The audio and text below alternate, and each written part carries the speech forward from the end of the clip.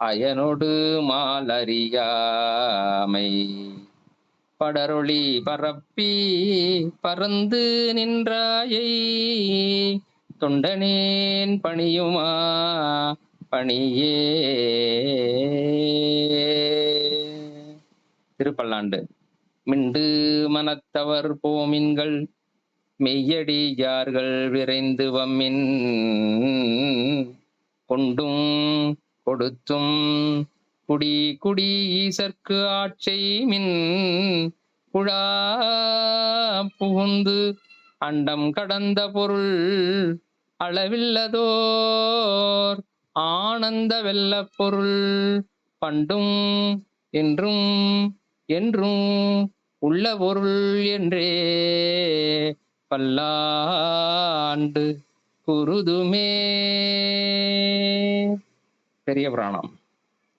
ஆதியாய் நடுவும் ஆகி அளவிலா அளவும் ஆகி சோதியாய் உணர்வும் ஆகி தோன்றிய பொருளும் ஆகி பேதியாய் ஏகம் ஆகி பெண்ணுமாயானும் ஆகி போதியாய் நிற்கும் தில்லை பொதுநடம் போற்றி போற்றி. திருச்சிற்றம்பலம். இந்த திரு மந்திரம் இன்றைய தலைப்பு ஆகம சிறப்பு. அதுல இருந்து ஒரு 10 பாடல்கள் இருக்கு. அதை யாராவது ஒருத்தவங்க படிக்கலாம்.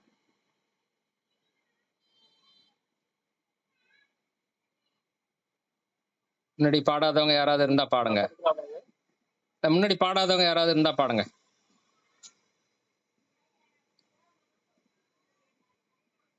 திருச்சிற்றம்பலம். யாரும் பாடுறீங்களா? பாடுங்க. கேட்டாங்க, ஒரு ஐயா கேட்டாங்க, பாடுங்க. தங்கவேல் ஐயாவா? பாடுங்க. வேத சிறப்பு இல்ல இல்ல, ஆகம சிறப்பு. ஆகம சிறப்பு. ஆகம சிறப்பு. ஓகே. அஞ்சனவேதி அஞ்சபாகத்தன் அஞ்சொடு 23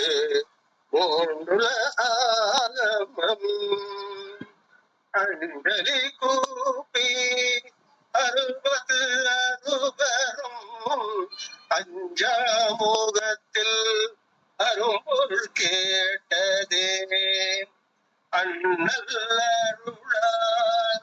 அருளும் சிவாகமம் என்னில் 20 கோடி 100,000 விண்ணவரீசன் விழுப்பம் உரைத்தனர் எண்ணி நின்ற பொருள் ஏத்துவல்லானே பண்டிதராவர் 18 பாடையும் கண்டவர் கூறும் கருத்தறிவார் என்க பண்டித தங்கள் 18 பாடையும் அண்ட முதலான் அரஞ்சொன்னவாரே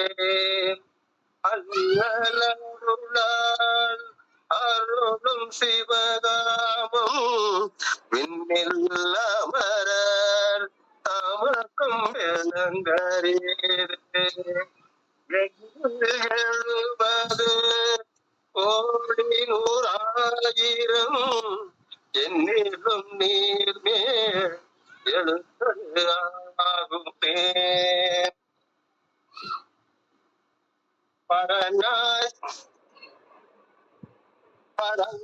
பராபரம் காட்டிய உலகில் தரணாய் சிவனும் தானே சொல் காலத்து அரணாய மரர்கள் அச்சுக்கும் நந்தி புறநாகியாகமம் ஓகி நின்றானே சிவாமம்பலத்தில் சத்தே சதா சிவம் உமா மகேச உருத்திர தேவ தவமால் வீரமீசர் தம்மில் தாம் பெற்ற நவமாகமும் எங்கள் நன்றி பெற்றானே.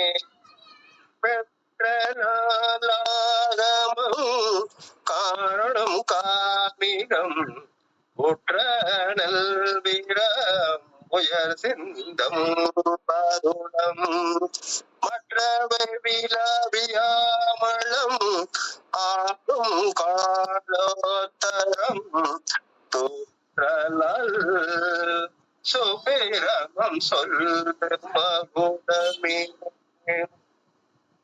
அண்ணல் அருளால் அருளும் சிவாகமம் தென்னி கோடி தொகுத்திடுமாயேனும் அண்ணல் அறைந்த அறிவறியாவிடின் எண்ணி கோடியோ நீர் எழுத்தே மாவும் கோடையும் பார்ப்பனை தூங்க நின்று எரியும் நின்றங்கு இழைக்கிற காலத்து ஆரியமும் தமிழும் உடனே சொல்லி காங்கையாக்கு கருண செய்தானே.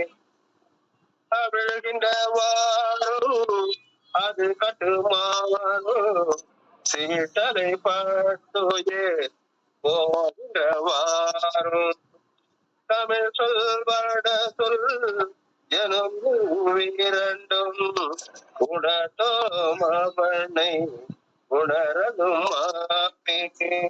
தமிழ் சொல்வட சொல் எனும் இரண்டும் உணர்த்தும் அவனை உணரலும் மாமி. சிற்றம்பலத்திலே சிவார்ப்பணம். நன்றிங்க ஐயா. ஐயா குழந்தைராஜ் ஐயா, உங்களுடைய ஒரு முகப்பூரை ஒன்று கொடுத்து தொடங்கி வைக்குமாறு கேட்டுக்கொள்கிறேன். எல்லாம் செயல்கூடும் என்னானை அம்பலத்தே எல்லாம் வல்லான் தனியை ஏற்று சுந்தரமூர்த்தி சுவாமிகளுடைய பொறுப்பூசை அவருடைய ஒரு பாடப்பாடு. பொன்னும் இப்பொருளும் தருவானை போகமும் திருவும் புணர்ப்பானை பின்னையன் விடையை பொறுப்பானை விளையலாம் தவிர பணிப்பானை இன்னதன்மையன் என்று அறிவொன்னா எம்மானை இழிவந்த பிரானை அன்னம் வைகும் வயல் வளனத்தணியாரூரானை மறக்கணுமாமே. சைவர்களுக்கு வேதம் பொது, ஆகமம் சிறப்பு. இப்ப வேதம் ஆகமம் ஆகிய இரண்டும் எல்லா நூல்களுக்கும் முதல் நூல். அதாவது இறைவனால் படிக்கப்பட்ட முதல் நூல். இறைவன் இருவேறுபட்ட நூல்களை ஏன் அவர் பண்ணாங்கிறதுக்கு ஆனா காரணம் தேன்னா, இறைவன் ஒரு பெருங்கருணையாளர். எனவே நீதி நெறியிலே நிற்கின்ற உலகோருக்கும் ஞான நெறியில் நிற்கும் உயர்ந்தவர்களுக்கும் ஆகிய இந்த இரண்டு தரப்பு மக்களுக்கும் அவர் ஒய்யும் பொருட்டு வேதத்தையும், ஞான நெறியில நிற்பவர்களுக்கு மட்டும், அதாவது சக்தி நிபாதர்களுக்கு அவங்க உய்தலுக்காக ஆகமத்தையும் அருளி செய்தான் என்பார்கள். வேதத்துல கூறும் கர்ம காண்டத்துல சிவார்ச்சனை செய்க என்றுதான் கூறப்பட்டிருக்கு. அதனை செய்யற விதம் அந்த காண்டத்துல கூறாமையால அதனை கூறுவதற்காகவும், ஞான காண்டமாகிய உபனிடதம் பல கடவுளருக்கு பரத்துவம் கூறுகிறது. அந்த பல கடவுளர்கள்ல சிவன் ஒருவனுக்கே பரத்துவம் கூறுவதற்காகவும் இந்த ஆகமத்தை இறைவன் அருளி செய்தான் சொல்லுவாங்க. இதனால இந்த வேதம் ஒரு சூத்திரம் போன்றது. ஆகமம் அந்த சூத்திரத்தின் திருச்சி உரையாகிய பாடியம் போன்றது முடிப்பாங்க. அதாவது வேதம் உலகர்களுக்கும் ஞான நெறியில் நிற்பவர்களுக்கும் உரித்ததாதலின் அது பொது. ஆகமம் ஞான நெறியில நிற்பவர்களுக்கு மட்டும் உரித்ததாயின் அது சிறப்பு அப்படின்னு சொல்லுவாங்க. அடுத்து வேதம் பல கடவுளர்களுக்கு பரத்துவம் கூறுது, அதனால அது பொது. ஆகமம் சிவபெருமானை மட்டுமே பரத்துவம் கூறுவதால் அது சிறப்பு. வேதத்தின் முடிவான பொருளை சொல்லும் சிவாகமம் சித்தாந்தம் எனப்படும். இந்த சித்தாந்தமே முக்திக்கு வழிவகுக்கும். சித்தாந்த நெறியில் நிற்கும் பக்குவ ஆன்மாக்களுக்கு எடுத்த பிறப்பு ஒன்றிலேயே சிவபெருமான் தன்னுடைய கருணையினால் குருவாய் எழுந்தருளி திருக்கண் நோக்கம் முதலிய தீக்கை செய்து மலத்தை நீக்கி ஞான சாகரத்தில் மூழ்கிவித்து சிவானந்தம் மேலிடச் செய்து சீவன் முக்தராக்கி மேல் வரும் பிறகியை ஒழித்து முற்று முடிவடைய அவருடைய திருவடி மலரின் கீழ் அடங்கி நிற்க செய்வார். சிவபரம்பொருள் அருள் செய்த ஆகமங்கள் மொத்தம் 28. இவற்றை 64 பேர் அப்பெருமானை வணங்கி அவனது மேல்முகமான ஈசான முகத்தில் கேட்டு உணர்ந்தனர் என்பர். அதாவது சிவனுடைய 5 முகங்களில தத்துருடம், வாமதேவம், அகோரம், சத்தியோசாதம் ஆகிய 4 முகங்களிலிருந்து 4 வேதங்களாகிய ருக்வேதம், யஜுர்வேதம், சாமவேதம், பிரமண வேதங்களையும் 5வது முகமாக மேல் நோக்கி ஈசானத்திலிருந்து ஆகமத்தையும் அருளி செய்தான் என்பார்கள். சிவாகமங்கள் சரியை, கிரியை, யோகம், ஞானம் என்னும் 4 பாதங்கள் உடையன. அதாவது சிவனது லிங்க திருமேனி, உமா மகேஸ்வர மூர்த்தம் முதலிய உருவ திருமேனிகள், நந்தி தேவர் முதலிய பரிவார மூர்த்தங்கள் முதலியவற்றின் அமைப்பு, புட்ப விதி, பிராயச்சித்த விதி, பவித்திர விதி, செவமாலை, யோக பட்டம் முதலியவற்றின் அமைப்பு, அந்தியோட்டி விதி, சிரார்த்த விதி முதலியவற்றை கூறும் பகுதிகள் சரியாபாதம் எனப்படும். அடுத்து 2வது மந்திரங்களின் உச்சாரண முறை, குண்ட, மண்டல, வேதிகை முதலியவற்றின் அமைப்புகள், சந்தியாவந்தனம், பூசை, ஜபம், ஹோமம் முதலியவற்றின் விதிகள், சமய விசேட நிர்வாண தீட்சைகள், ஆச்சாரிய அபிஷேகம் என்பனவற்றின் விதிகள், ஆத்மார்த்தமும் பரார்த்தமுமாக அமைந்த நித்திய நைமித்திய பூஜை முறைகள், விழா முறைகள் போன்றவற்றை கூறும் பகுதிகள் கிரியாபாதம் எனப்படும். யமம், நியமம், ஆசனம், பிராணாயாமம், பிரத்யாகாரம், தாரணை, தியானம், சமாதி எனும் 8 நிலைகளின் முறைமையையும், மூலாதாரம் முதலிய 6 ஆதாரங்களின் இயல்பையும், ஞான பாவத்தில் சொல்லப்படுகின்ற பொருள்களை பாவனையால் காணும் முறைகளும் கூறும் பகுதிகள் தான் யோகபாதம் எனப்படும். பதிபசு பாசம் எனும் முப்பொருள்களின் இயல்பு, உலகத்தின் தோற்ற ஒடுக்கங்கள், அண்டகோடிகளின் இயல்புகள், 4 வகை தோற்றத்து எழுகை பிறப்பின் 84 நூறாயிர யோனி பேதத்தின் இயல்புகள், வினை வகை, வினை பயன் வகைகள், ஞானத்தின் படிநிலைகள், அவற்றின் பயன்கள் இவற்றை கூறும் பகுதி ஞானவாதம் எனப்படும். 28 ஆகமங்கள்ல கீழ்காணும் 9 ஆகமங்கள் காரணம், காமியம், வீரம், சிந்தியம், வாதுளம், யாமளம், காலத்தரம், சுப்ரம், மகுடம் ஆகியவைகள் நந்தியம் பெருமானிடமிருந்து திருமூலர் கற்றெழுந்து இந்த திருமந்திரத்தை படித்துள்ளனர் என்பார்கள். 28 ஆகமங்கள்ல தற்போது காரண ஆகமம், காமிக ஆகமம், மகுடாகமம், வாதுலாகமம், சுப்ரபேதாகமம் ஆகிய 5 மட்டும்தான் இன்னைக்கு கிடைக்கப்பட்டிருக்கு. இதுல காமிக ஆகமம் தான் பெரும்பான்மையான கோயில்கள்ல பின்பற்றப்படுகிறது. காரண ஆகமம் புறந்தரைகளில் பின்பற்றப்படுகிறது. இந்த காமிக ஆகமம் மிகப்பெரிய ஆகமங்களில் ஒன்று. இது தமிழ்நாட்டுல கிரந்த எழுத்துக்களில் எழுதப்பட்டுள்ளது. அதனால வட இந்திய பகுதிகளில் இது அறியப்படவில்லை என்று கூறி ஆகமமாகி நின்று அன்னிப்பான் தாழ்வாழ்க என கூறி வாய்ப்புக்கு நன்றி கூறி சரவணன் ஐயாவுக்கு வழிவிட்டு விடைபெறுகிறேன். நன்றி, வணக்கம். திருச்சிற்றம்பலம். நன்றிங்க ஐயா. திருச்சிற்றம்பலம். வந்திருக்கக்கூடிய அடியார் பெருமக்கள் அனைவரையும் வணங்கிக் கொள்கிறேன். இன்றைய வகுப்பான ஆகம சிறப்பு என்பதனை நமது தர்மய ஆதீனம்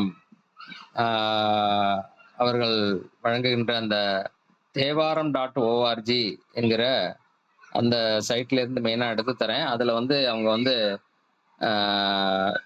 முனைவர் சி. அருணை வடிவேல் முதலியார் அவர்களுடைய பொழிப்புரை மற்றும் குறிப்புரையோடு ரொம்ப அழகாக சிறப்பாக இருக்கிறது.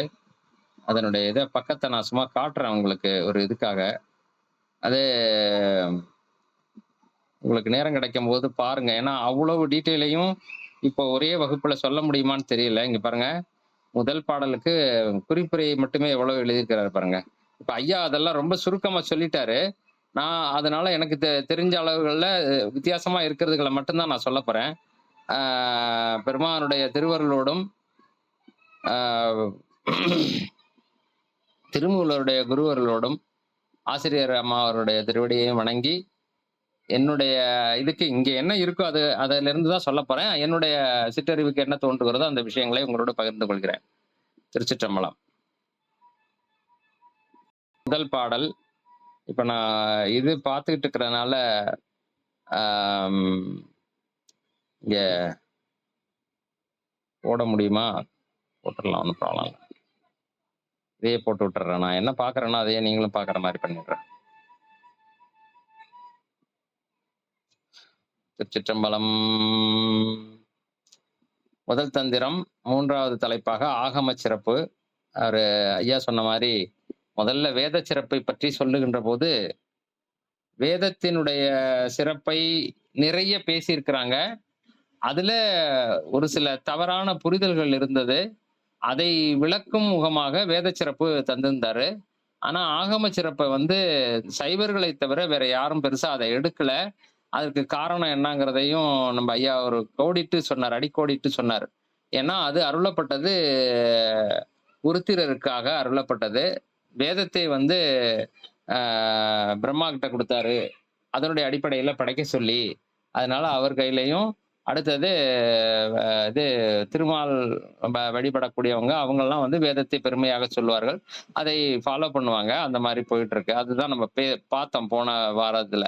ஆகமத்தை பற்றி மற்றவர்களுக்கு அதிகமாக தெரியாதுங்கிறதுனால அதை பெருசா சொல்லல. அதனால அதனுடைய இதை விரிவாக சொல்ல வேண்டும் என்பதற்காக 10 பாடல்களிலே ரொம்ப சிறப்பாக சொல்லியிருக்கிறார். முதல் பாடல், முதல் இது மந்திரம். அஞ்சனமேனி அறிவையோர் பாகத்தன் அஞ்சொடு 23 ஆகமம் அஞ்சலி கூப்பி 66 அஞ்சாம் முகத்தில் அரும்பொருள் கேட்டதே.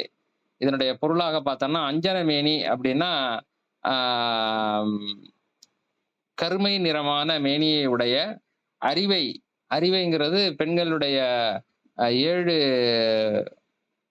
வளர்ச்சி நிலைகள். பேதை, பெதும்பை, மங்கை, மடந்தை, அறிவை, தெரிவை, பேரிளம் பெண் அப்படிம்பாங்க. அந்த நிலையில இருக்கக்கூடிய பெண்ணாக அம்பிகையை இங்கே சொல்லுகிறார் அறிவை என்கிற இதுல. அஞ்சனமேனி அறிவையோர் பாகத்தன் அஞ்சொடு 23 ஆகமம். 5 20 3 5 3 5 3 8 அப்புறமா ஒரு 20 28 ஆகமம். அஞ்சலி கூப்பி 66 பெருமானை வணங்கி எங்களுக்கு அதனுடைய இதுகளை சொல்லணும்னு கேட்டதுனால அஞ்சாம் முகத்தில் அரும்பொருள் கேட்டதே. அப்படி கேட்டு அறிந்து கொண்டார்கள், இந்த ஆகமம் இப்படித்தான் வந்தது பெருமானிடத்திலிருந்து என்று சொல்லும் முகமாக. இந்த 5ஆம் முகம்ங்கிறது ஐயா சொன்ன மாதிரி 5வது முகமாக இருக்கக்கூடிய ஈசான முகம் என்றும் சொல்லுகிறார்கள். இன்னொன்னு 5ஆம் முகம் என்று சொல்லுகின்ற போது அவருக்கு இருக்கக்கூடிய 5 முகங்களாலையும் சொன்னார் அப்படின்னு ஒரு இது. அதுக்குதான் ரொம்ப பெரிய விளக்கம் எழுதியிருக்கிறாரு. இப்போ ஒரு முகத்தின் மூலமாகவும் இத்தனை பேருக்கு என்னென்ன விஷயங்களை அந்த அஞ்சாகி நின்ற முகம். ஏன் இதுக்கு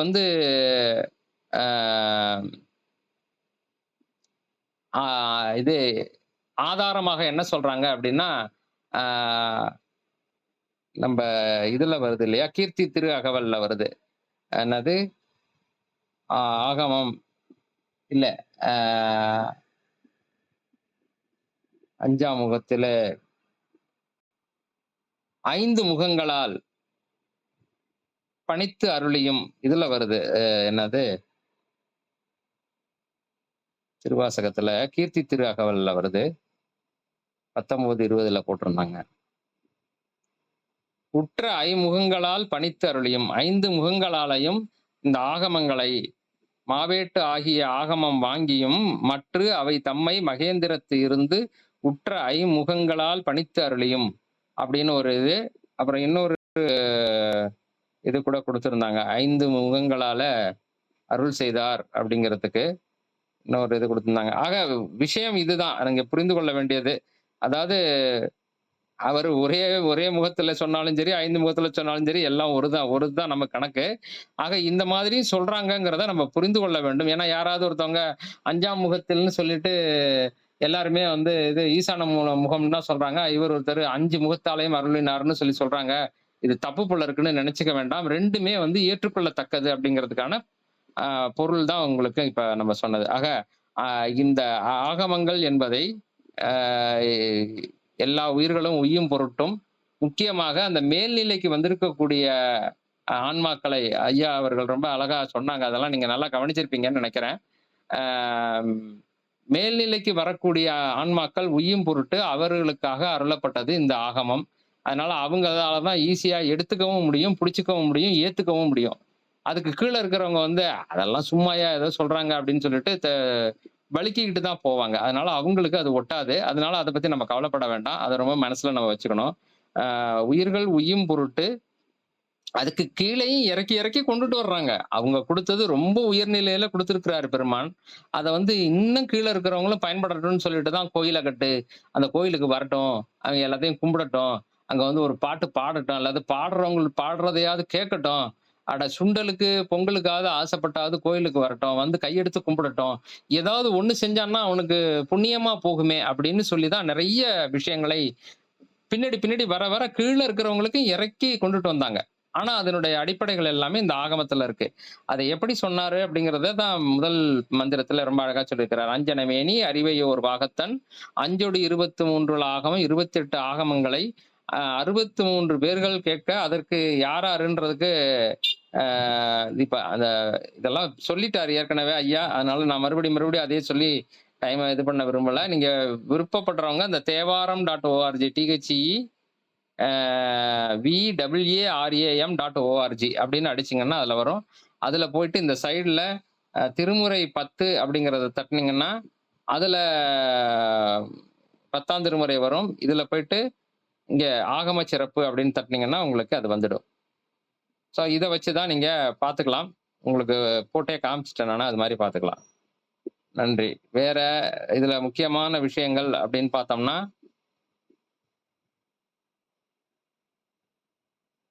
ஆ இந்த 63 பேர் யாரு? எங்க இருந்தாங்க? ஒவ்வொரு முகத்திலயும் எப்படி கேட்டாங்க? அப்படிங்கிற அந்த விஷயங்கள் எல்லாமே இதுக்குள்ளார வருது. நீங்க வி விருப்பம் உள்ளவங்க அத தெரிந்து கொள்ள வேண்டும் என்று விரும்புபவர்கள் அதை கேட்டு தெரிந்து கொள்ளலாம். நான் எதற்காக அத தள்றேன் அப்படின்னா, அத தெரிஞ்சுக்கிட்டு நம்ப ஆ என்ன செய்ய போறோம்? எனக்கு வேணும். எனக்கு கண்டிப்பா அத தெரிஞ்சுக்கணும் அப்படிங்கிறவங்க, அதை தெரிந்து கொள்ளலாம். நம்ம முக்கியமான விஷயத்தை பார்ப்போங்கிறதுனால நான் அத ஸ்கிப் பண்ணிட்டு போறேன் நானு. "அண்ணல் அருளால் அருளும் சிவாகமம் எண்ணில் 20 எண் கோடி 100,000 விண்ணவர் ஈசன் விழுப்பம் உரைத்தனர் எண்ணி நின்ற அப்பொருள் ஏத்துவன் நானே." பெருமான் தன்னுடைய பெருங்கருணையால அருளிச் செய்த சிவாகமம் அப்படிங்கிறது எத்தன சொன்னாரு? 28 தான் சொன்னாரு. ஆனால் அது 28 கோடி 100,000 அப்படிங்கிறாரு. இப்ப இங்க ஒரு சந்தேகம் வருது. 28 இல்ல 28 கோடி 100,000 அப்படின்னுட்டு. அந்த இடத்துக்கு இங்க கிடைக்கிற பொருள் என்னவாக இருக்கிறது என்றால், அது ஒரு ஆகமம் அப்படின்னு எடுத்துக்கிட்டா, அதுக்கு உபாகமம், அப்புறம் கிரந்தங்கள். அது எத்தனை கிரந்தங்களை உடையது அப்படின்னு சொல்லி பார்த்தோம்னா, இங்க பாருங்க. காமிகத்துக்கு கிரந்தம் பரார்த்தம். பரார்த்தம் அப்படின்னா அது வந்து 100 கோடின்னு நெனைக்கிறேன் நானு. யோக யோஜ யோகஜத்திற்கு கிரந்தம் 1,00,000. அதே மாரி இந்த நியூதம்ங்கிறது 10 கோடி ஏதோ சம்திங் வரும். நம்ப அ தமிழ் பழைய எழுத்துக்கள் எண்கள் பெரிய பெரிய எண்களுக்கு வந்து ஒண்ணுக்கும் இருக்கும் இல்லையா? அதுல இந்த மாரி வரும். சங்கம், பதுமம், அப்புறம் அது மாரி. இத்தன கிரந்தங்கள் இருக்கு. இதுகளை எல்லாம் சேர்த்தோம்னா அவர் சொன்ன மாரி வரலாம். அதனால இத வந்து குழப்பிக்க கூடாதுங்கிறத நம்ம புரிதலுக்காக எடுத்துக்கும்போது, எண்ணில் 20 கோடி 100,000 28 ஆகமங்கள்ல அதனுடைய கிரந்தங்களுடைய அளவு வந்து அவ்வளவு இருக்கு. அதனால விண்ணவர் ஈசன் விழுப்பம் உரைத்தனர். அது ஏன் இவ்வளவு சொல்லி வச்சிருக்காங்க அப்படின்னு சொன்னா, இதை பெருமானிடத்திலிருந்து கேட்ட அந்த 63 பேர்களும் அவரவர்கள் எப்படியெல்லாம் மக்களுக்கு சொல்லலாம் இப்ப பாருங்க, நான் இத ஒண்ணு புரிஞ்சுகிட்டு எனக்கு எப்படி சொல்லலாம்னு தோணுதோ, அத நான் உங்களுக்கு சொல்றேனோ, அது மாதிரி அவரவர்களுடைய விருப்பத்திற்கு ஏற்ப அத பெருமான் இப்படித்தான் சொல்லியிருக்கிறாரு. அதனால அத நம்ம இப்படி சொல்லுவோம். அப்படின்னு அவங்களுக்கு தோன்றினதுனால, அவரவர்களும் எழுதின காரணத்தினாலே, இது வந்து இவ்வளவு விஷயங்களாக இருக்கிறது. அப்படி ஒவ்வொருத்தரும் விரும்பி விரும்பி சொன்ன அந்த ஆகமத்தினுடைய அந்த பொருளை நான் இங்கே பெருமையாக உங்களுக்கு சொல்லுகிறேன். அதனுடைய பெருமையை, சிறப்பை, ஆகம சிறப்பை நான் சொல்லுகிறேன் அப்படின்னு சொல்லி இந்த மந்திரத்துல முடிச்சிருக்கிறார். அடுத்ததாக இதுக்குள்ள இந்த உபாகமம் அதுகள் எல்லாத்துக்கும் கணக்கு எழுதியிருக்கிறாரு. ரொம்ப நல்லா இருக்குது. அடுத்தது, அண்ணல் அருளால் அருளும் ஆகமம் விண்ணில் அமரர் தமக்கும் விளங்கரிது எண்ணில் 70 கோடி 100,000 எண்ணிலும் நீர்மேல் எழுத்தது ஆகுமே. சிவபெருமான் தன் திருவருளால் அருளி செய்த இந்த ஆகமம் விண்ணில் அமரர்களாக இருக்கக்கூடிய தேவர்களாலும் புரிந்து கொள்ளத்தக்கது அல்ல. அவங்களாலையும் புரிஞ்சுக்க முடியாது. ஏன்னா அவங்க ஒரு சில விஷயங்களை நம்ம புரிஞ்சுக்கிட்டோம்னா இதுக்கான பொருள் இது பண்ணோம். அதாவது, என்னங்க அப்படி சொல்றீங்க? நம்மளை விட பெரிய ஆளு, அதனால அவங்களுக்கே புரியலன்னா நமக்கு எப்படி புரியும் அப்படின்னு ஒரு சந்தேகம் வரலாம். அவங்க எப்படி பெரிய ஆள் ஆனாங்க அப்படின்னு சொன்னா, நிறைய புண்ணியம் செய்பவங்க வந்து மேல போயிடுவாங்க. இது இயற்கையான ஒன்று. இப்போ நம்ம நிறைய புண்ணியங்களை சேர்த்துக்கிட்டே வந்தோம்னா, ஒரு உதாரணம் எடுத்துக்கங்களேன். புண்ணியத்தை விடுங்க, அதுக்கு ஒரு காசு பணமா சொன்னா கொஞ்சம் ஈஸியா புரியுங்கிறதுக்காக சொல்றேன். நான் வந்து ஒரு இது சிங்கப்பூருக்கு போறாங்க, ஒரு இன்னொருத்தரையும் என் கூட ஒருத்தர் வராரு. அவரும் நானும் போய் சிங்கப்பூர் போயிருக்கிறோம், போய் சம்பாதிக்கிறோம். நான் நிறைய சேர்த்து அதை எதுவும் செலவு பண்ணாம, அனாவசியமா செலவு பண்ணாம பத்திரமா அதை வீட்டுக்கு அனுப்பிச்சு வச்சிருந்தா, இங்க எனக்கு நிறைய கோடி கோடியா பொருள்கள் சேர்ந்துடும். இன்னொருத்தர் அவர் நிறைய கடனை வாங்கி வச்சுக்கிட்டு ஓடி வந்துடுறாரு, அடி வாங்கிட்டு ஓடி வந்துடுறாரு. அந்த மாதிரி ஆயிடுது. அப்போ அவருக்கு அந்த கடனை கட்டுன்னு போலீஸ் பிடிச்சு கொண்டு போய் ஜெயில போட்டுரும். எனக்கு காசு நிறைய இருக்கும். அதனால நான் என்ன பண்ணுவேன்னா, அதை நல்ல லேவிஷா செலவு பண்ணக்கூடிய அளவுக்கு எனக்கு அந்த பாக்கியம் கையில இருக்கும். அதனால நான் இடங்கள் வாங்கி போடலாம். இல்ல ஏதாவது ஒரு வெளிநாடுகள்ல போய் சும்மா ஜாலியா அதை சாப்பிடுறது, இதை அனுபவிக்கிறது, அங்க போறது, இங்க சுத்துறது, அதெல்லாம் பண்ணலாம் இல்லையா? இப்ப இந்த மாதிரியான ஹையர் லெவலுக்கு போனவங்க தான் வந்து தேவர்கள். அவர்களுக்கு வந்து இதனுடைய இது புரியுமா அப்படின்னு கேட்டா, அவர்களுக்கும் புரியாது. யார் உண்மையான அன்போடு பெருமானை உணர்ந்து தெரிஞ்சுக்கிறாங்களோ அவங்களால தான் புரிந்து கொள்ள முடியும். அப்படி இல்லாதவர்களுக்கு இந்த ஆகமம் அனைத்துமே வந்து நீர்மேல் எழுத்து தான். இது ஏற்கனவே சரி, அடுத்து வரக்கூடிய ஒரு இதுலயும் சொல்றாரு. அதனால அதை நீங்க மனசுல வச்சுக்கோங்க. அதை பார்க்கும்போது நான் அதையும் மறுபடியும் சொல்றேன் நான். அதாவது, இவ்வளவு ஆகமங்கள் இருந்தாலும் இதை எல்லாவற்றையும் புரிந்து கொண்டு அதனுடைய இதுபடி எல்லாராலையும் நடக்க முடியுமான்னா கஷ்டம்தான். யாரு பெருமானை புரிந்து கொண்டு அவருடைய அருளை பெறுகிறார்களோ அவர்களுக்கு மட்டும்தான் இது புரியும். மற்றவங்களுக்கு அது புரியாது. ஆகவே நான் ஆகமத்தை படிச்சுட்டு பெரிய ஆள் ஆயிடுறேன் அப்படின்னு நினைக்கிறது வந்து கொஞ்சம் சரியாக போகுமா என்னன்னு தெரியாது. உரிய குருவினுடைய உபதேசத்தோடு சரியான வழியிலே போனாதான் அது நமக்கு பயன்படுமே அன்றி சும்மா இதை போய் படிச்சோம்னா ஒன்றும் புரியாது. அவங்களுக்கு நீர்மேல் எழுத்து தான் அது அப்படிங்கிறது. பெருமானுடைய அருள் இருக்கணும்.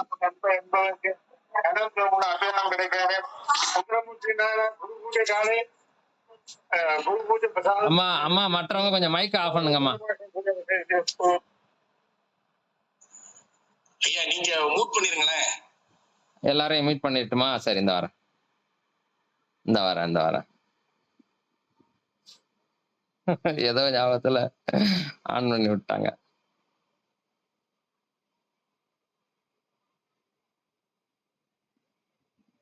இந்த வரேன். ஓகே, மீட் பண்ணிட்டேன். இனிமே வேற யாரும் டிஸ்டர்பன்ஸ் பண்ண முடியாது. நன்றி. அடுத்தது,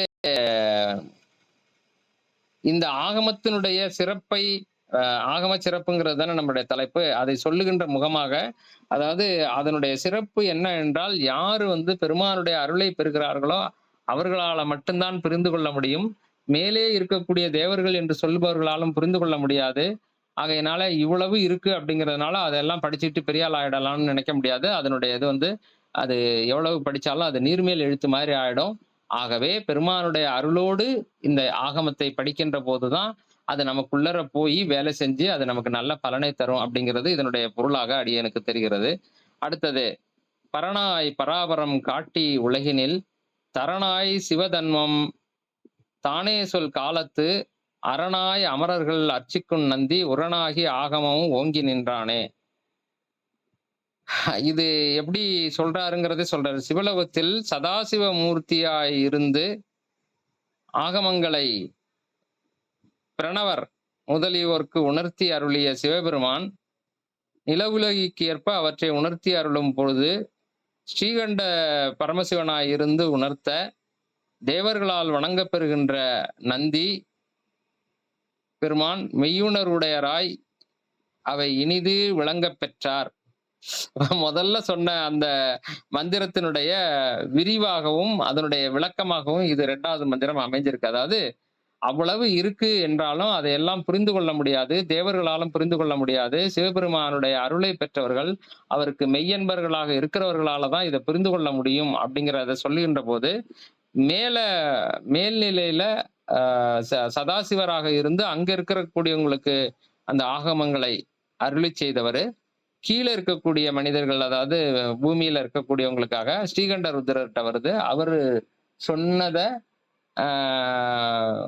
ரொம்ப என்ன சொல்றது, பெருமான் மேல இருக்கக்கூடிய அன்பினாலும் பக்தியினாலும் அவர் மேல இருக்கக்கூடிய இதனால அவருக்கு நந்தியம் பெருமானுக்குத்தான் வந்து இந்த ஆகமம் நன்றாக புரிந்தது.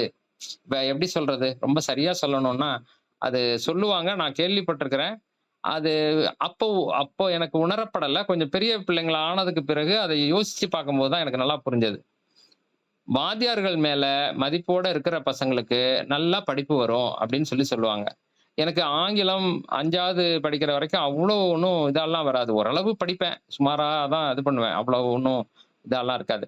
அதே வந்து 6வது வந்தபோது அங்கே இருந்த அந்த ஆங்கில ஆசிரியை அம்மா சரோஜா அம்மாவா என்னமோ அவங்க பேர், அந்த டீச்சர் சரோஜா டீச்சர் நினைக்கிறேன். எனக்கு எப்படி இருக்கும் அப்படின்னா எங்க அம்மாவே வந்து பாடம் நடத்துற மாதிரி இருக்கும். அப்படி ஒரு என்னமோ தெரியல, அப்படி ஒரு பாசத்தோட அதை படிப்பேன் நான். அதனால என்ன ஆகும்னா உங்களுக்கு ரொம்ப ஈஸியா புரிய ஆரம்பிச்சது. அதை அனுபவிச்சதுனால நான் சொல்றேன். நான் இப்ப மற்றவங்க படிக்கிறதுக்கும் அதை புரிஞ்சுக்கிறதுக்கும் நான் அதை படிக்கிறதுக்கும் புரிஞ்சுக்கிறதுக்கும் வித்தியாசம் இருக்கும். இன்னும் கொஞ்சம் ஈஸியா அதை நான் அப்சர்வ் பண்ணிக்குவேன் நான். அதனால நல்ல ஒரு இம்ப்ரூவ்மெண்ட் இருந்தது ஆங்கிலத்துல. கொஞ்சம் ரொம்ப மட்டமா இருந்தது. ஏன்னா நாங்கெல்லாம் வந்து 3வது படிக்கும் போது தான் எங்களுக்கு ஏபிசிடியே சொல்லி தருவாங்க. 1, 2ல எல்லாம் கிடையாது. 3வதுல இருந்து தான் ஆங்கிலமே ஸ்டார்ட் அந்த இதுல. ஆனா அப்படி இருக்கும்போது 4வதுல தடுமாறி ஏதோ கொஞ்சம் கொஞ்சம் படிக்க ஆரம்பிச்சு, 5வதுல கொஞ்சமா அப்படி வந்து 6வதுல ஓரளவு நல்ல அதுல தெரிந்து கொள்ளக்கூடிய அளவுக்கு வரணும்னா அதுக்கு காரணம் அந்த ஆசிரியர் மேல அப்படி ஒரு விருப்பத்தோட, அதாவது அவங்கள வந்து ஒரு மரியாதையோட நம்ம பார்த்ததுனால அது நமக்கு உள்ளர பூந்தது. அதே கணக்கு ஆசிரியர் வந்து நல்லா அடிப்பாங்க அந்த அம்மா. அவங்க பேரையே வந்து கிண்டல் அடிச்சுதான் நாங்கெல்லாம் சொல்லுவோம். அதனால கணக்கு மண்டையிலே ஏறாது. 6வது வகுப்புல எனக்கு கணக்கே மண்டையில ஏறாது. எதுக்காக இதை நான் சொல்றேன் அப்படின்னா, இது இன்னைக்கும் இதுல இருக்கக்கூடிய ஒரு உண்மை. பெருமான் மேல அன்புடையும் அவருடைய அருளை வேண்டி நிற்கக்கூடிய அந்த மாதிரி ஒரு உயர்ந்தவர்களுக்கு மட்டும்தான் இது உணரப்படும், மற்றவர்களுக்கு அது உணரப்படாது. அப்படிப்பட்ட விஷயத்தை சொல்லிட்டு அடுத்ததாக சொல்லுகிறார், ஸ்ரீகண்ட ருத்ரர் அருளி செய்த அந்த ஆகமங்களில் அவர் மேல இருந்த அன்பினாலையும், ஏன்னா ஸ்ரீகண்ட ருத்ரரே சொன்னார், நம் தீ எனக்கு மிகவும் பிடித்தமானவன், விருப்பமானவன், எனக்கு ரொம்ப நெருக்கமானவன் நீ, அதனால நீ நந்தியம் பெருமானாக அந்த பதத்துல நிறுத்தினாருன்னு சொல்லி நம்ம இவருடைய கதையை கேட்கின்ற போது திருவையாறு நந்தியம் பெருமானுடைய கதை சொல்றாங்க இல்லைங்களா, சிலாதர் முனிவருடைய மகனாக பிறந்தவர், அவர் வந்து நந்தியம் பெருமானா ஆகிறாரு அப்படின்ற கதையெல்லாம் பாக்குறோம் இல்லைங்களா. அப்படி அவ்வளவு மனசுக்கு நெருக்கமா பெருமானே வந்து அவருக்கு நந்தியம் பெருமான்கிற அந்த பதவியை கொடுத்து சுரிகையும் பிரம்பும் கையில கொடுத்து இந்த என்னது அதிகார நந்தியாக அவரை அங்க பணிக்கிறார், கையிலே காக்கும் பொறுப்பையும் கொடுக்கிறார் அப்படின்னு சொல்லி நம்ம படிக்கிறோம். அந்த பெருமானுக்கு இவ்வளவு விருப்பமானவராகவும் அவருக்கு ரொம்ப நெருக்கமானவரும் இருந்ததுனால இந்த ஆகமங்கள் எல்லாம் நந்தியம் பெருமானுக்கு ரொம்ப எளிதாக அவருடைய மனதிலே வந்தது என்பதுதான் அடியேனுடைய புரிதலாக இருக்கிறது. இதுல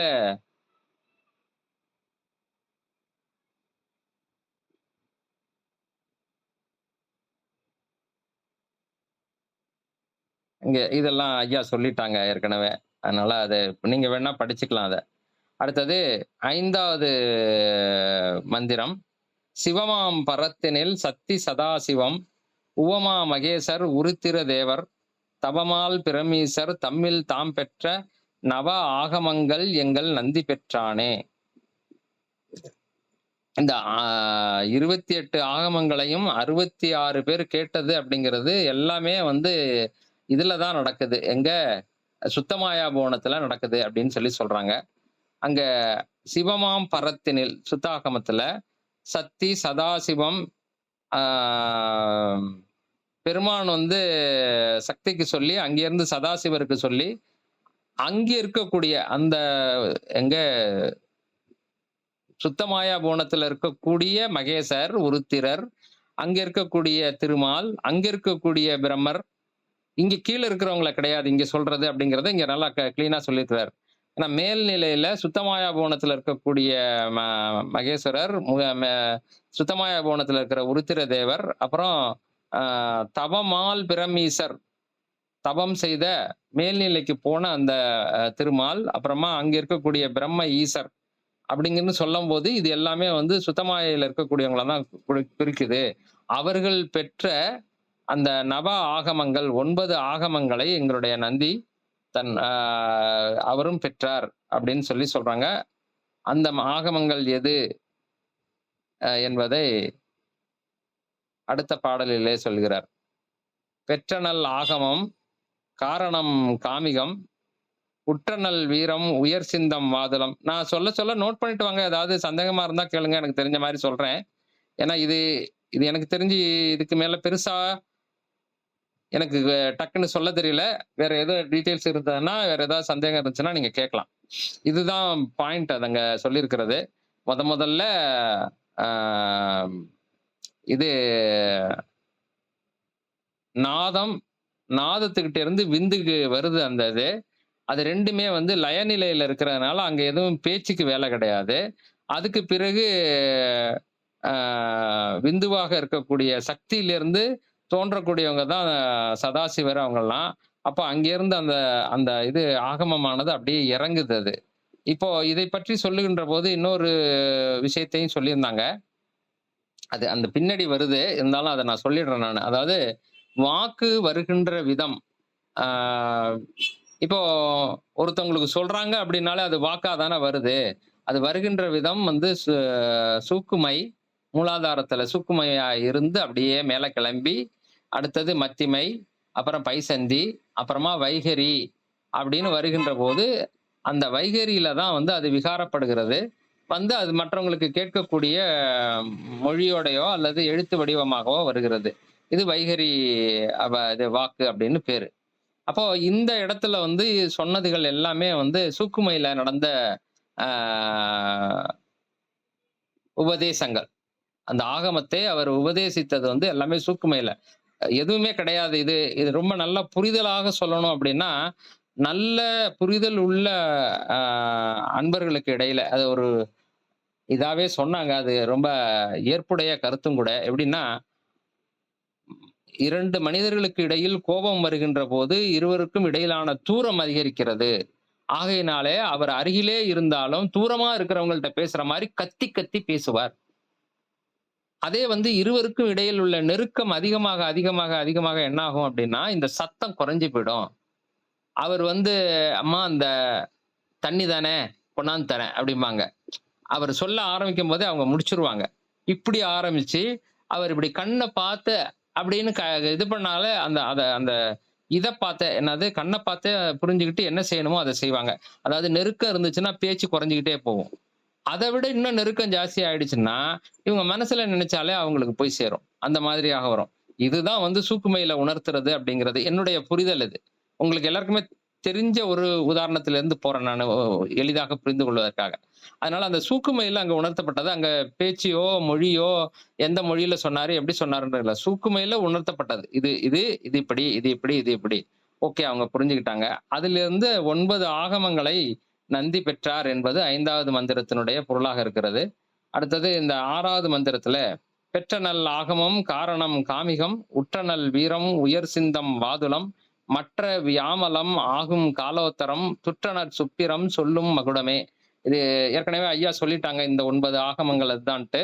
அதாவது காரணம், காமிகம், வீரம், சிந்தம், வாதுளம், வியாமலம், காலோத்தரம், சுப்பிரம், மகுடம் என்று சொல்லக்கூடிய 9 ஆகமங்கள் அப்படின்னு சொல்லிட்டு, இதுல அருணை வடிவேலு முதலியார் அவர்கள் ஒரு வித்தியாசமான கருத்தையும் பதிவு செய்கிறார். இது வந்து யாரு திருமூலர் எழுதின பாடலாக இருக்க முடியாது என்ற ஒரு கருத்து இருக்கிறது. அதற்கான காரணம் என்ன என்றால், இந்த மற்ற வியாமலம் ஆகும் காலோத்தரம் அப்படின்னு இருக்கு. வியாமலம் ஆகும் காலோத்தரம்னா அந்த காலோத்தரம் என்பதுதான் வியாமலமாக ஆகிறது அப்படிங்கிற மாதிரி அர்த்தமாகும். அப்ப இது ரெண்டும் ஒண்ணா ஆயிடுச்சுன்னா இப்போ 9 ஆகமத்துல இன்னொன்னு இடிக்குது. அதோட இந்த காலோத்தரம் இல்ல அது தனித்தனியா வச்சுக்கணும் அப்படின்னு சொன்னா காலோத்தரம்ங்கிறது வந்து சிவாகமங்கள்ல பெருமையாக எடுத்துக்கொள்ளப்படுவதில்லை. இது வாம மார்க்கத்துல சைவ ஆகமம் இல்ல. இது வாம தந்திரத்துல இருக்கக்கூடியது. அந்த காலோத்தரம்ங்கிறது வந்து நமக்கு பெரிய பொருத்தமான ஒரு ஆகமம் கிடையாது. அதனால இந்த வாம மார்க்கத்துல இருக்கக்கூடியவங்க யாரோ வந்து இதுவும் அதுவும் ஒண்ணுதான், எல்லாம் ஒண்ணுதான்னு சொல்றதுக்காக இது மாதிரி ஒரு மந்திரத்தை உட்புகுத்தி விட்டார்களோ அப்படின்ற ஒரு கருத்தையும் வைக்கிறாரு. தெரியல. ஆக மொத்தத்துல நம்ம வந்து காலோத்தரம், இது சுப்பிரம் எல்லாமே வந்து 9 ஆகமங்களை அவர் கேட்டுக்கொண்டார் என்பதை நாம் புரிந்து கொள்வோம். இது ஒரு ஒரு சந்தேகத்தை அங்க வைக்கிறார்கள். அது நம்ம வந்து வேணும்னா கேட்டு தெரிஞ்சுக்கணும். இது ஒண்ணு.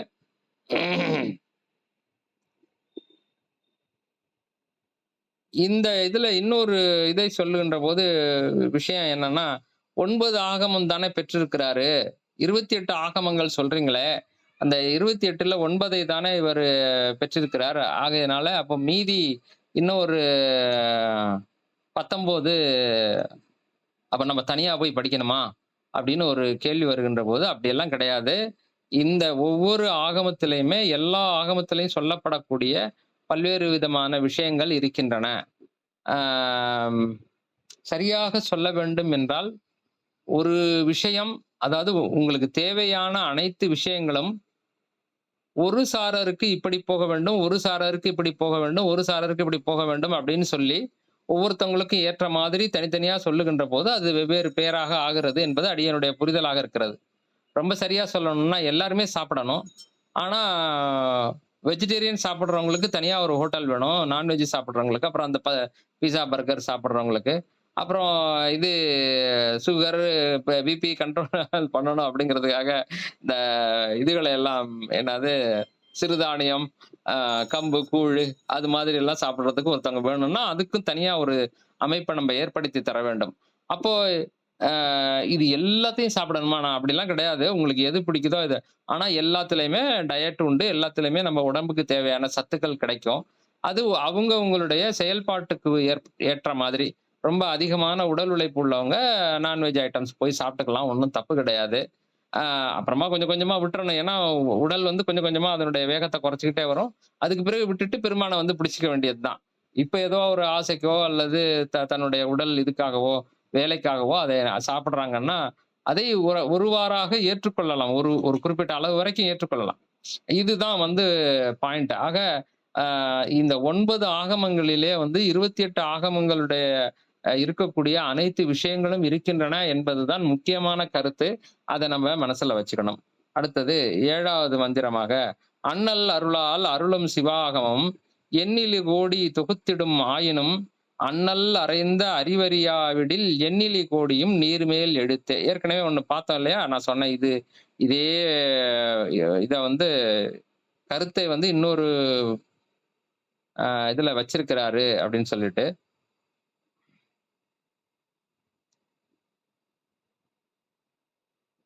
எங்க எல்லாமே வந்து நீர்மேல் எழுத்து தான் இருக்கு. 3வது இதுல சொல்லிக்கிறார். அண்ணல் அருளால் அருளும் யாகமம் விண்ணில் அமரர் தமக்கும் விளங்கரிது எண்ணில் 70 கோடி 100,000 எண்ணிலும் நீர்மேல் எழுத்தது ஆகுமே. அதனுடைய உண்மையான பொருளாக இருக்கிறது என்னன்னா, அவருடைய அருள் இல்லை என்றால் நம்ம எவ்வளவு படிச்சாலும் அது வந்து நமக்கு பயனற்றதாக போகும் ஆகவே பெருமானுடைய அருளோடு சேர்ந்து இந்த ஆகமமும் இருந்தால்தான் அதற்கு சிறப்பு. அதுதான் ஆகமத்தினுடைய சிறப்பு என்றதை ரொம்ப வலியுறுத்தி சொல்லியிருக்கிறார். அதனாலதான் 2 இதுல மந்திரங்கள்ல அதை வைக்கிறார்.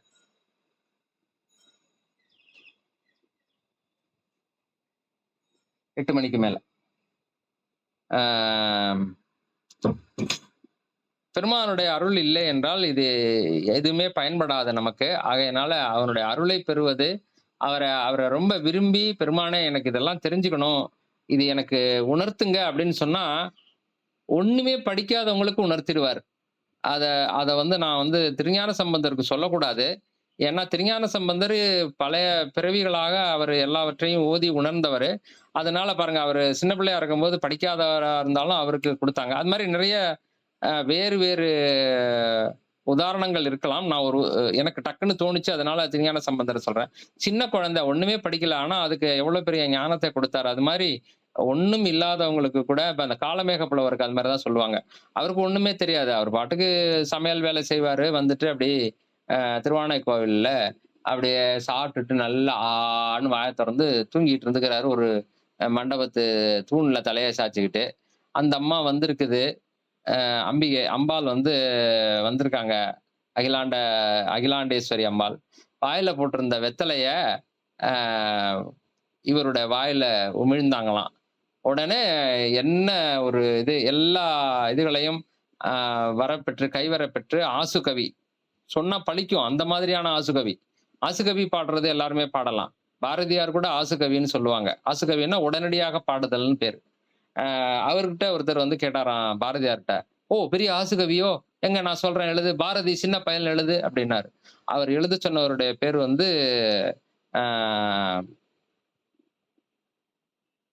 காந்திமதிநாத பிள்ளை அப்படிங்கிறவர் சொன்னாராம். இந்த மாதிரி எழுது, பாரதி சின்ன பையன் எழுதுன்ட்டு. காரது போல் நெஞ்சிருண்ட காந்திமதி நாதனை பார் அதி சின்ன பயல் அப்படின்னு எழுதினாராம். அது எனக்கு ரொம்ப சின்ன பிள்ளையில படிச்சதுனால ஞாபகம் இருக்கு. ஏன்னா அவ்வளவு அருமையான ஒரு கவி, குட்டி கவியா எழுதுறாரு. அவரையே மூக்க உடைச்சு அனுப்பிச்சிடுறாரு. அந்த மாதிரி இது மாதிரி ஆசு கவின்னு உடனடியா கவி பாடுறதோட மட்டுமல்லாமல் அந்த கவி பாடினால் அது பழிக்கும். அந்த மாதிரியான ஒரு வரத்தை பெறுகிறார் காளமேக புலவர்.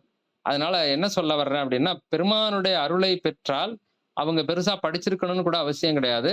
அதனால எல்லாவற்றையும் உணரக்கூடிய அந்த பாக்கியமும் மற்ற சித்துக்களும் கூட சேர்ந்து கிடைக்கும். அந்த சித்துக்களை எல்லாம் வேண்டான்னு தள்ளி விட்டுட்டு பெருமானுடைய அருளையே வேண்டி நின்று அவருடைய திருவடியே பிடித்து, எனக்கு வேற எதுவும் வேண்டாம், நீதான் வேணும் அப்படின்னு சொல்லி போனோம்னா அவருடைய திருவடிக்கு போய் சேரலாம். இதுதான் என்னுடைய புரிதலாக இருக்கிறது. 7வது அப்படி யாரு புரிந்து கொள்ளாமல் விழுந்து அது ஆஹா என்னதான் ஆகமங்கிறது ரொம்ப உயர்ந்த ஒரு விஷயம், அது எப்படியாவது படிச்சு எப்படியாவது நான் அதை செஞ்சிடறேன்னு சொல்லி தலைகீழ நின்னாலும் அது படிச்சு பிரயோஜனம் இல்லை. அவங்களுக்கு அது நீர் மேல எழுத்து மாதிரி தான். விஷயம் தெரியும், பட் அதனால பெரிய ஒரு விளைவுகள் ஏற்படுமா அப்படின்னா அது சந்தேகம்தான் அப்படிங்கிறது என்னுடைய புரிதலாக இருக்கிறது.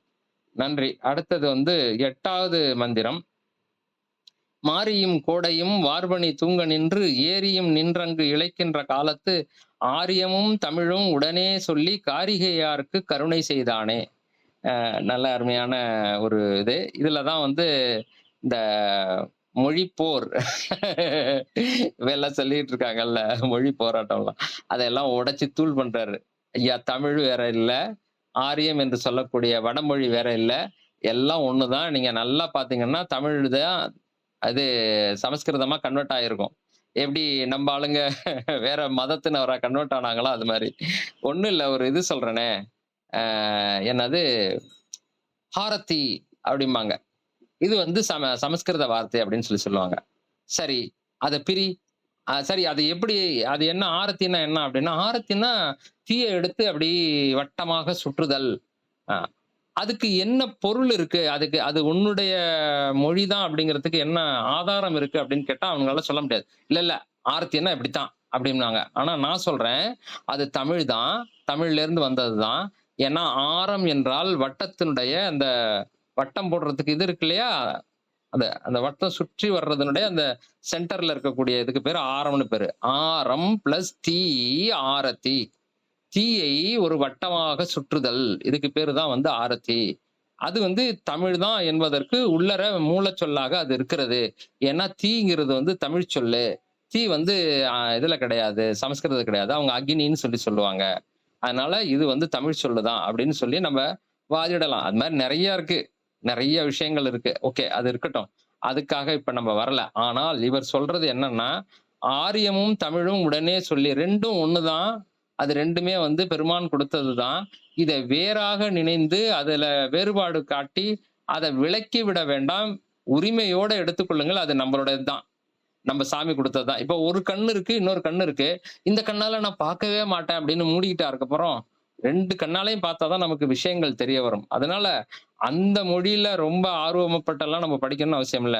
தமிழ் தெரிந்தவனுக்கு கண்டிப்பாக சமஸ்கிருதத்தை படிப்பது ரொம்ப எளிது. படிக்கலாம். படிச்சீங்கனாலே பாதி புரியும். அதுவும் ரொம்ப அந்த பழைய வார்த்தைகள்லாம் தெரிஞ்சவங்களுக்கு ரொம்பவே எளிதாக புரியும். ஆ ஆனா சமஸ்கிருதம் மட்டும் தெரிஞ்சவங்களுக்கு தமிழ் புரியுமான்றது தெரியாது.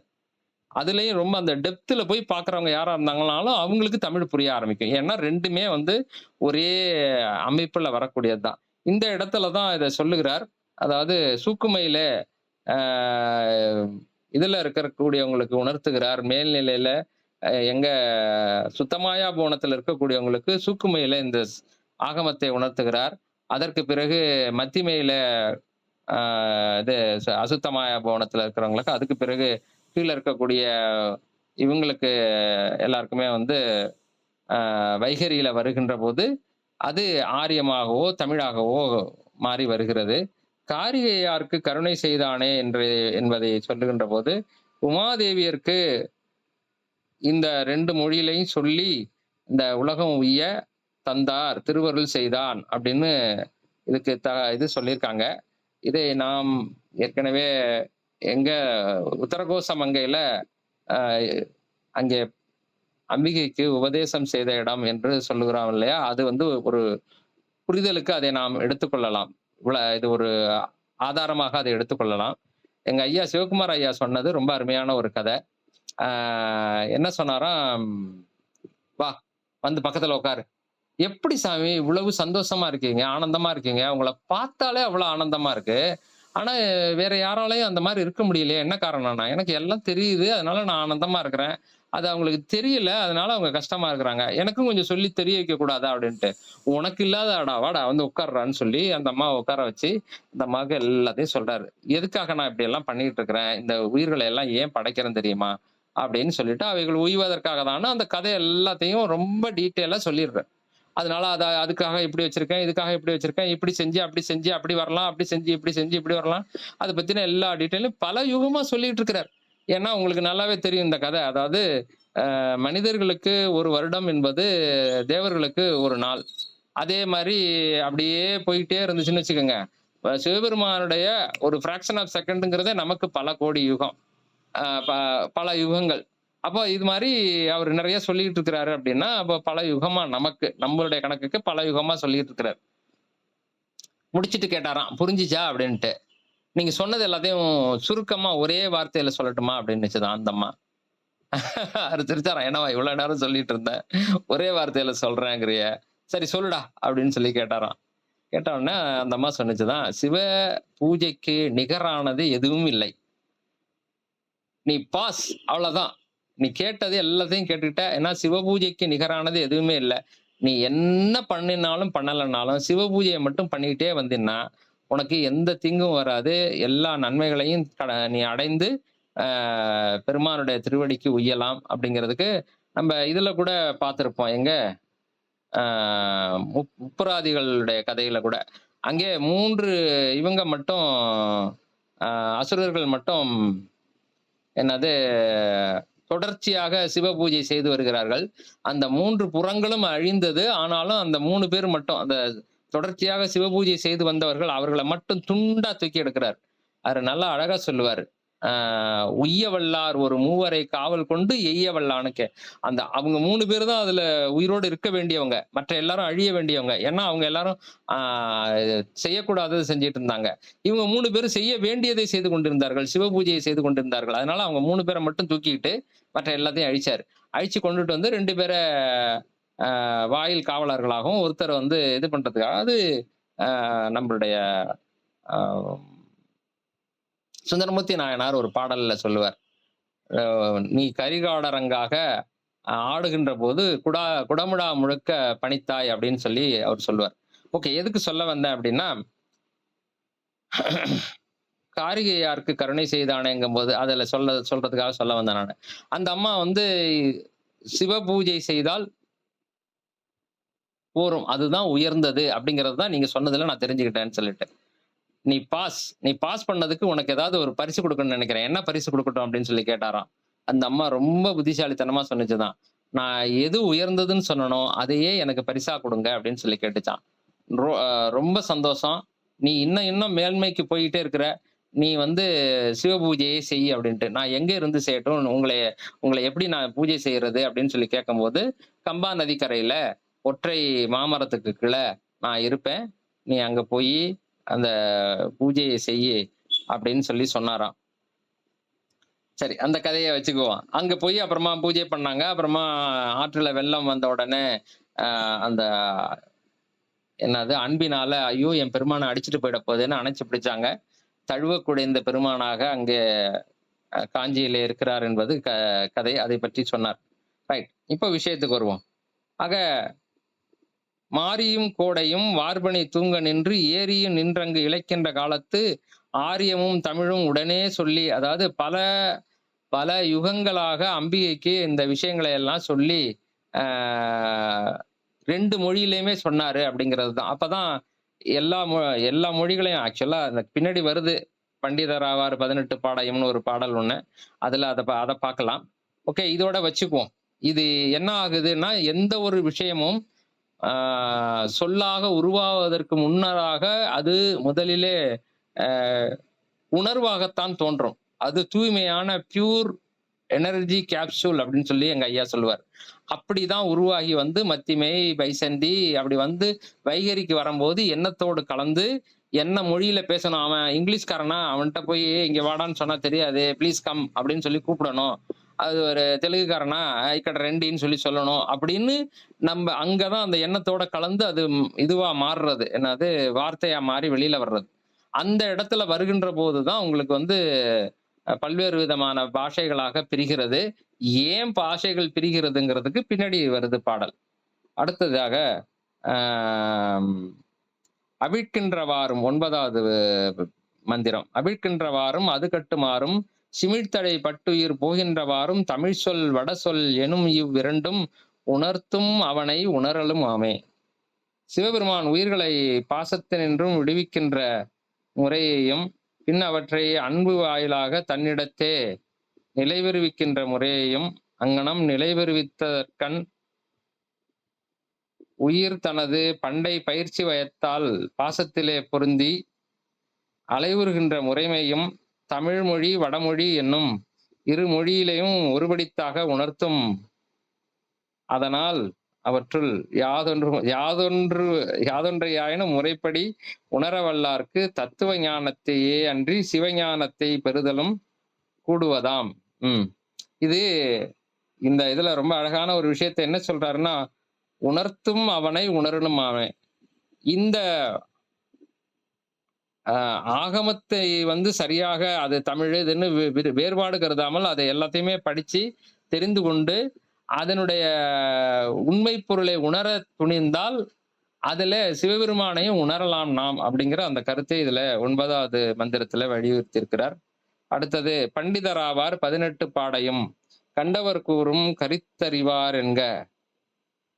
பண்டிதர் தங்கள் 18 பாடையும் அண்ட முதலான் அரண் சொன்னவாறே. எனக்கு நிறைய பாஷைகள் தெரியும். இந்த பாடைங்கிற அந்த வார்த்தை வந்து பாஷை என்கிறதை குறிக்கிறது. அதற்கு நான் சிந்திக்கும் போது தோன்றியதை சிறிதாக சொல்லி விடுகிறேன். அதாவது பாடு என்பது அவர் படுவது அவருடைய பாடு, எனக்கு தெரியாதுப்பா அது ஓம் பாடு அப்படின்னு சொல்றோம் இல்லையா. அதாவது அது நல்லதோ கெட்டதோ அது உன்னுடையது, அதை நீ எப்படி வேணாலும் பண்ணிக்கலாம் அப்படிங்கிறது தான் அதனுடைய பொருள், பாடு என்பது. அப்ப அவன் விருப்பத்துக்கு செய்யறான்னா அது அவனுடைய பாடை. பாட்டைன்னு ஒரு வார்த்தை நீங்க கேள்விப்பட்டிருங்க. அவன் பாட்டையே வேறப்பா, அவன் ராஜ பாட்டை, அது மாதிரி பெரிய இது மாதிரி போய்கிட்டு இருப்பான் அப்படின்னு சொல்லி சொல்றது.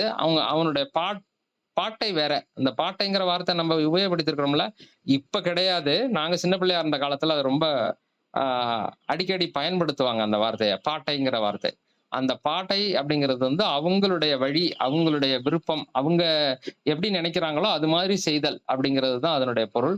அப்போ பேசுறதும் வந்து அவனுக்கு விருப்பப்பட்ட மாதிரி, ஆ இது வந்து மாம்பழம்னு சொல்லு. நான் மாம்பழம் சொல்ல மாட்டேன். கிங்கிமாலியா அப்படிதான் சொல்லுவேன் நானு. அப்படின்னா அது ஒரு பாடை. அது ஒரு பாஷை. அந்த அந்த பாடை என்பதுதான் இதுல சமஸ்கிருதத்துல பாஷையா மாறுது. பார்த்தீங்கன்னா தெரியும். எல்லாமே தமிழ்ல இருந்து தான் அத அப்படியே கொஞ்சம் சாஃப்ட் பண்ணினாங்கன்னா, அது சமஸ்கிருதமா மாறும். சமஸ்கிருதம் என்பதே வந்து பார்த்தீங்கன்னா, சமகிருதம். தமிழுக்கு சமமான கிருத மொழி. கிருத மொழின்னா கிறுக்கி வைக்கிறது அவ்வளவுதான். எப்படி ஆ இவரு வா என்னது டாக்டர் வந்து இப்படி இப்படி எழுதி தருவாரு. என்னையா எழுதியிருக்கிற? விக்ஸ்ங்கிறதாண்டா அப்படி சுத்தி சுத்தி எழுதியிருக்க அப்படிம்பாப்டி விவேக் அது மாரி. அது மாரி அது ஒரு விஷயம் தான். அத வந்து அவங்க சுத்தி சுத்தி எழுதி குடுத்தாங்கன்னா, அது ஒரு பாஷையா போயிடும். அது அவங்களுடைய பாட்டை. அப்போ பண்டிதர் ஆவார் 18 பாடையும் கண்டவர் கூறும் கருத்தறிவார் என்க ஒவ்வொரு பாஷையிலையும் ஆ பண்டிதர் ஆனவர்கள் அந்த பாஷையிலே என்ன விஷயங்களை நாம் தெரிந்து கொண்டோம் என்று பார்த்தால், அந்த 18 விதமான மொழிகளிலும் பெருமான் சொன்ன அறத்தையே அவர்கள் பார்க்க முடியும். ஏன்னா, ஒவ்வொரு மொழிகள் வேறு வேறாக இருந்தாலும், அதனுடைய விஷயங்கள எல்லாவற்றையும் போய் பார்த்தீங்கன்னா, இதுதான் இருக்கும். வேற எதுவும் இருக்கிறதுக்கு வாய்ப்புகள் கிடையாது.